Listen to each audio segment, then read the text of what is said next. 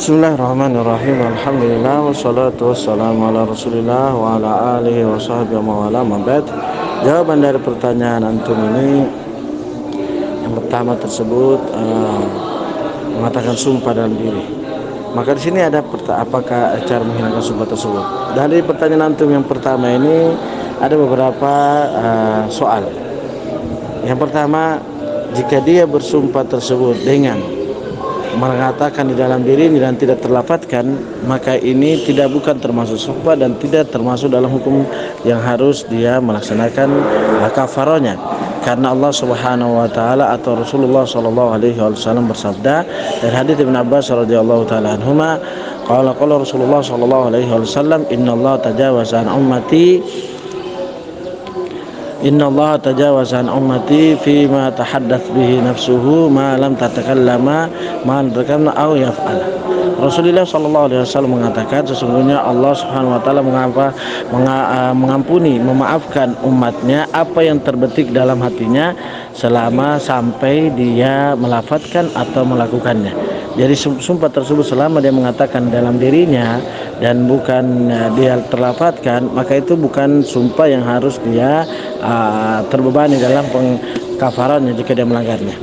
Namun jika itu terlafadzkan, maka disinilah baru berlaku syariat Allah Subhanahu wa taala, yaitu dia harus membayar kafarah dari sumpah yang dia bersumpah darinya. Karena Allah Subhanahu wa taala berfirman, la yu'akhidukumullahu billaghwi fi aymanikum walakin yu'akhidukum bima qadtumul ayman wa kafaratuhu it'amu 'asharati masakin min awsati ma tut'imuna ahlikum aw kiswatum aw tahriru raqabah faman lam yajid fasiyam thalathata ayyamin dzalika kafaratu aymanikum idza halaftum wahfadhu aymanakum kadzalika yubayyinullahu lakum ayatihi la'allakum tashkurun. Kata Allah Subhanahu wa taala, Allah tidak menghukum kalian dengan sebab permainan, main-main, candaan dalam sumpah kalian.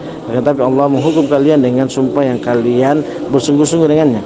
Maka kafarahnya kalian memberi makan 10 orang miskin dari apa yang kalian makan, yaitu makanan seperti apa yang kalian makan, atau kalian makan untuk keluar yang apa yang kalian kasih makan oleh keluarga kalian, atau memberi pakaian mereka, atau membebaskan budak. Jika kalian tidak bisa melakukan hal itu, maka kalian berpuasa 3 hari. Demikianlah kafarah sumpah kalian jika kalian bersumpah. Maka jagalah sumpah kalian. Demikianlah Allah Subhanahu wa taala, kadzalika yubayyinullahu lakum ayati. Demikianlah Allah Subhanahu wa taala menjelaskan ayat-ayat kepada kalian supaya kalian bersyukur. Maka di sini menunjukkan bahwasanya Allah Subhanahu wa taala memberikan sumpah, menghukum sumpah tersebut yang berlaku pada syariat jika sumpah tersebut dilakukan dengan tekad yang kuat untuk melakukannya. Nah, kemudian sesuai dengan pertanyaan gimana cara menghilangkan sumpah tersebut? Caranya adalah kalau dia sudah telah melanggarnya, maka dia bayar kafarah. Setelah itu dia berhati-hati. Jangan dia bersumpah bermudah-mudahan bersumpah. Nah, bertakwa kepada Allah Subhanahu wa taala. Jangan bermudah-mudahan bersumpah. Jaga lisan. Semoga Allah Subhanahu wa taala menjaga kita semua. Yaitu caranya, yaitu kita jaga lisan dan bertobat dari sumpah-sumpah seperti itu. Na'am, barakallahu fiik. Alhamdulillah. Bismillah, alhamdulillah, wassalatu wassalamu ala Rasulillah wa ala alihi washabihi wa ala mabad. Yang kedua, jawaban dari kedua, kalau sumpah itu sudah dilanggar berkali-kali, gimana cara menembusnya? Cara menembusnya adalah jika dilanggar berkali-kali, ya dia tetap bayar kafarah. Misalnya dia sudah hari ini dia bersumpah, dia langgar hari ini, kemudian dia bersumpah lagi, untuk itu dia terlanggar lagi, maka itu tidak.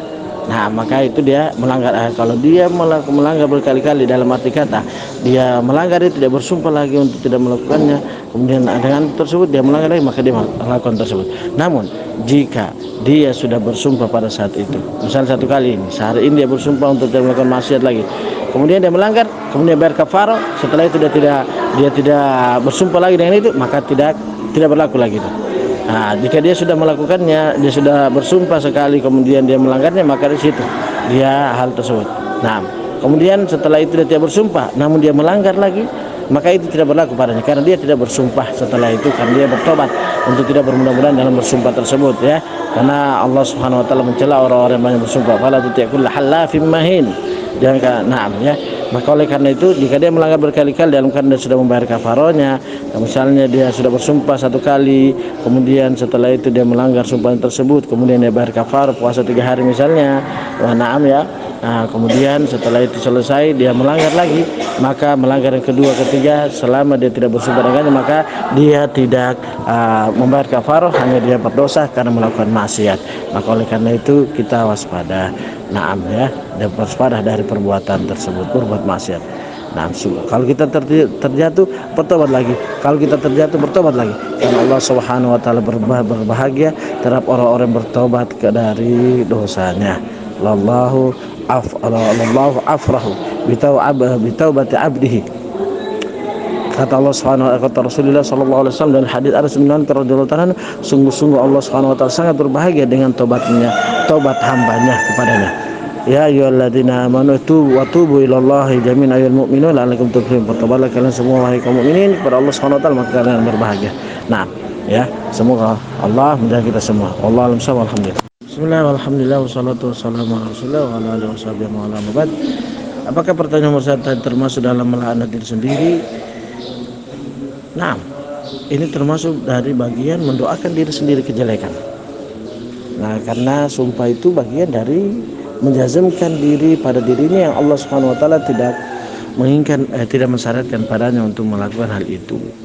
Tapi ketika dia bersumpah atau semisalnya bernadar, maka dia mewajibkan padanya sesuatu yang Allah tidak wajibkan. Atau dia memberikan keburukan pada dirinya yang seharusnya dia memburukan dirinya. Maka jangan lafaz-lafaz tersebut untuk dia melafazkannya, karena ini bagian dari hal tersebut. Kenapa ya? Karena Rasulullah sallallahu alaihi wasallam melarang hal itu, sebagaimana dalam hadis yang sahih yang diriwayatkan oleh Imam Muslim rahimahullahu taala dari hadis Jabir bin Abdullah radhiyallahu taala anhuma.